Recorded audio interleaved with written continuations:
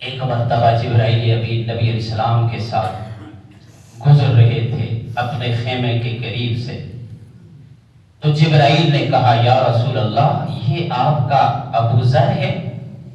فرمایا ہاں جبرائیل یہ میرا ابو ذر ہے، لیکن آپ کیسے پہچانتے ہیں؟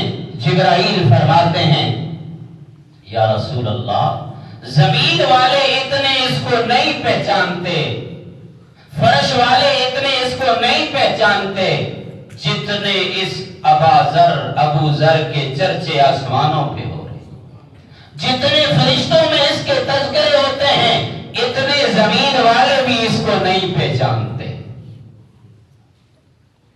وہ کیسے جبرائیل؟ فرمایا دو وجہ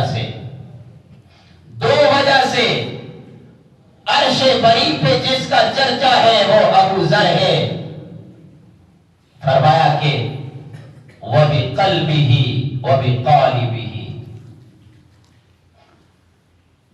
وَبِقَلْبِ صِغْرِهِ کہ وہ اپنے آپ کو سب سے حقیر اور ادنا سمجھتا ہے، اس کے اندر عاجزی بہت ہے، انکساری بہت ہے۔ اور میرے نبی نے فرمایا من تواضع للہ رفعہ اللہ، جو تواضع اختیار کرتا ہے، عاجزی کرتا ہے، انکساری کرتا ہے، جھک جاتا ہے، تکبر غرور نہیں کرتا، من تواضع للہ رفعہ اللہ، اللہ اسے بلند کرتے ہیں، بلندیاں عطا فرماتے ہیں۔ ایک تو اس وجہ سے کہ یہ تواضع اور عاجزی کرتا ہے، اللہ کو یہ بڑا محبوب ہے، اور دوسرا فرمایا یہ قرآن مجید کی تلاوت بڑی کثرت کے ساتھ کرتا ہے، اور غالب کیا ہے کہ قرآن کو کثرت سے پڑھتا ہے، یہ چلتا پھرتا ہے، اٹھتا بیٹھتا ہے تو قرآن پڑھتا ہے۔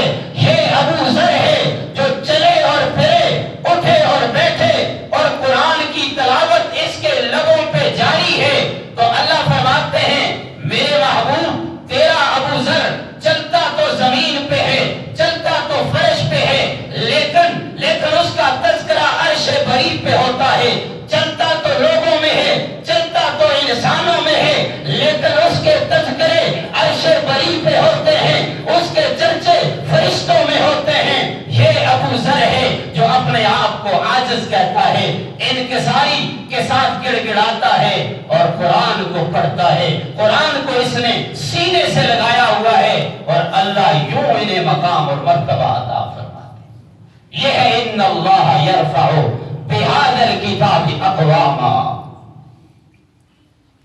یہ کون ہے؟ یہ حبشے کا کالا بلال ہے۔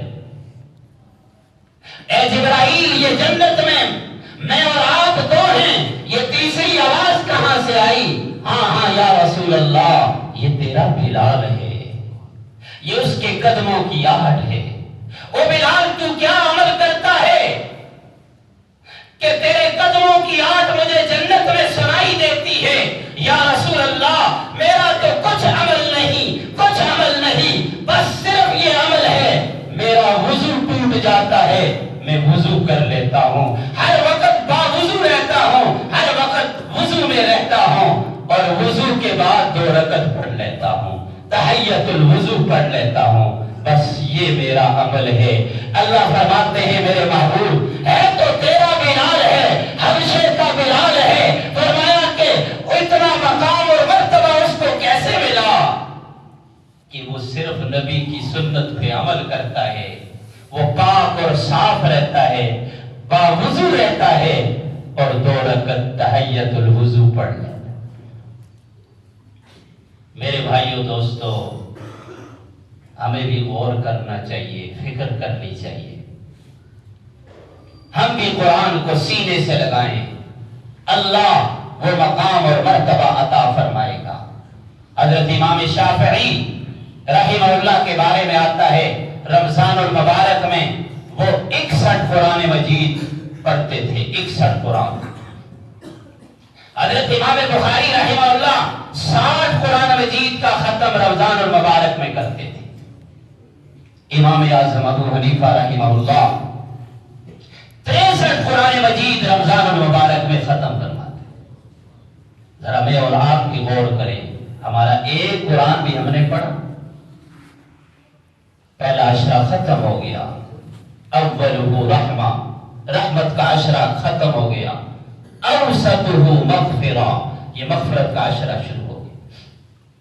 ہم نے کتنے قرآن پڑھے، کتنی صورتیں ہم نے یاد کی، اور کتنا ہم نے عزم کیا کہ ہم اس رمضان کے بعد انشاءاللہ ہم اپنے قرآن کو پڑھیں گے، اس کا ترجمہ پڑھیں گے۔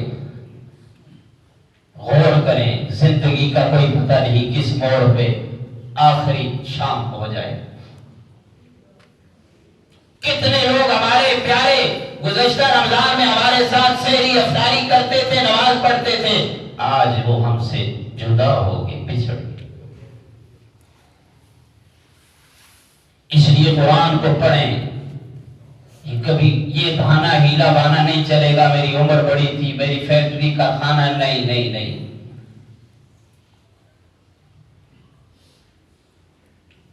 تو رمضان المبارک یہ اللہ کی طرف سے ہمیں عنایت اور رحمت اور برکت کا مہینہ ملا ہے، اور اس میں ہم قرآن کے قریب ہم آئیں گے تو انشاءاللہ پورا سال ہم اس کے مطابق پھر چلیں۔